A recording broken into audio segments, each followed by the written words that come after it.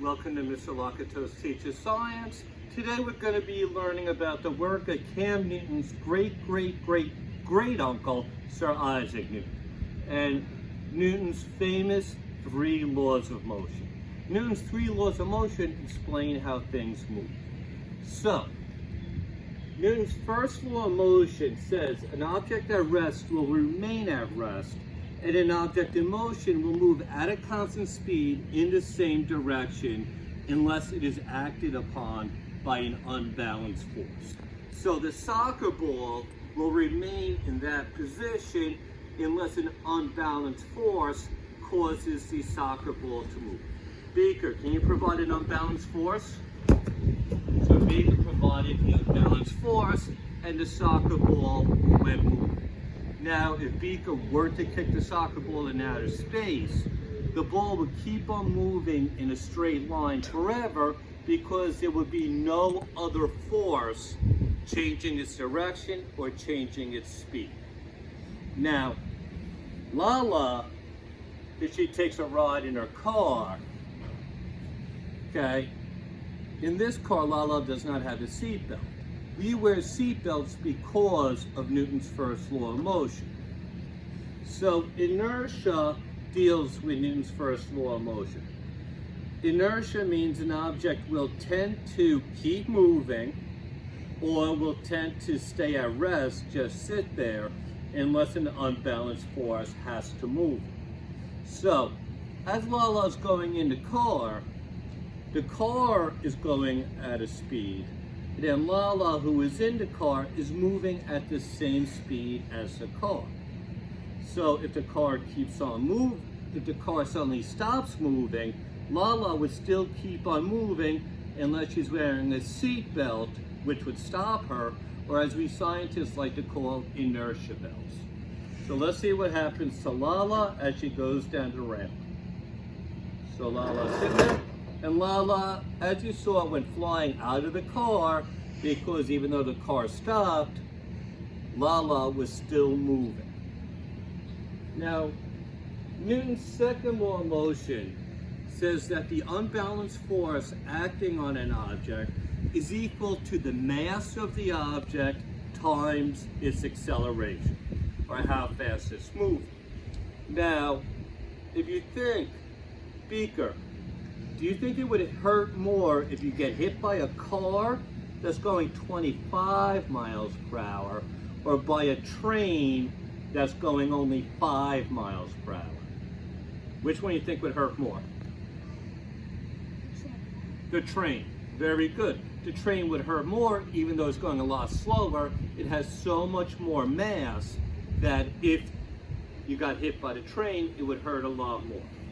So, what we'll do is, using our car setup, okay,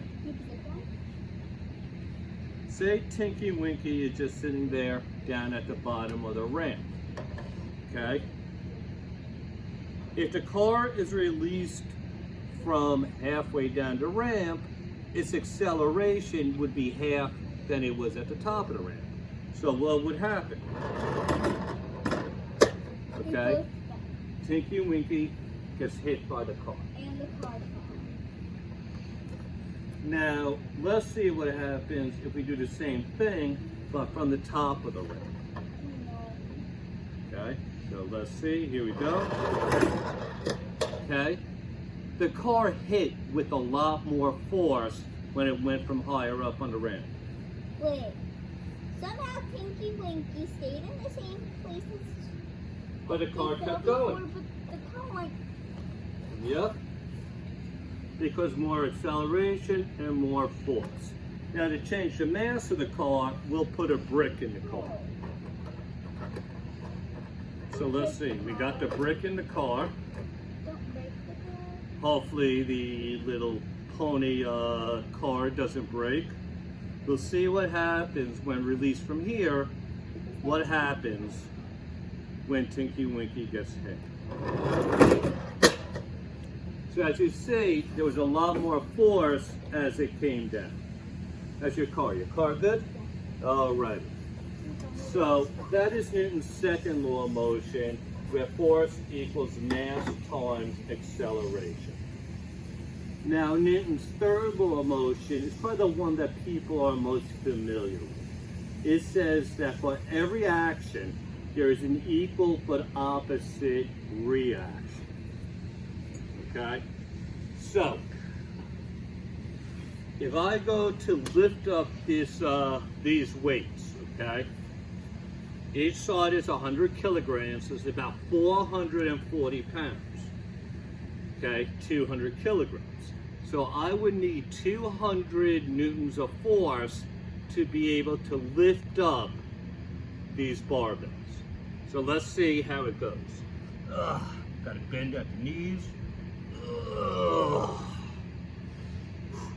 Okay, we're halfway there. Now go up. Okay, now let's see. Oh, gotta watch out. Okay, let me see. Okay, try to get it up.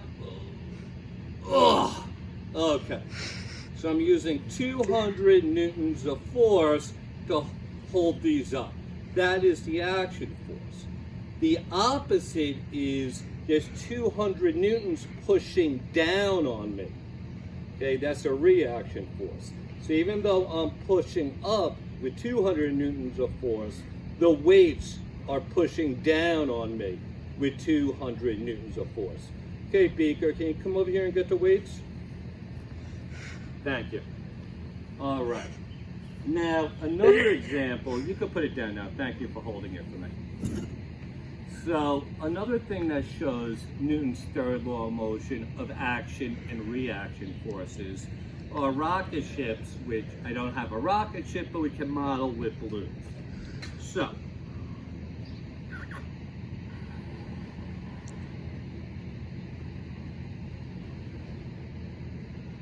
what happens when we let go of a balloon? What happens, Beaker? It goes everywhere. It goes everywhere. So the air will come out the back of the balloon and the balloon goes flying off. So as you let go, it goes everywhere. Good catch, Beaker. Now to show it in a more controlled manner, we'll blow up the balloon.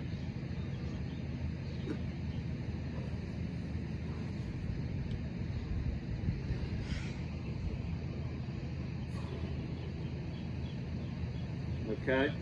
And we'll tape the balloon to the straw that is on the string. Now, when I let go of the balloon, what do you think is going to happen, Beaker? It's going to go across the string. The air, the action coming out of the back of the balloon will cause the balloon to move forward. So let us see. And there it goes.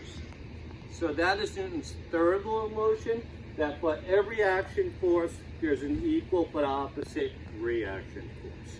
I hope you enjoyed today's lessons on Newton's three laws of motion. Everybody have a wonderful day.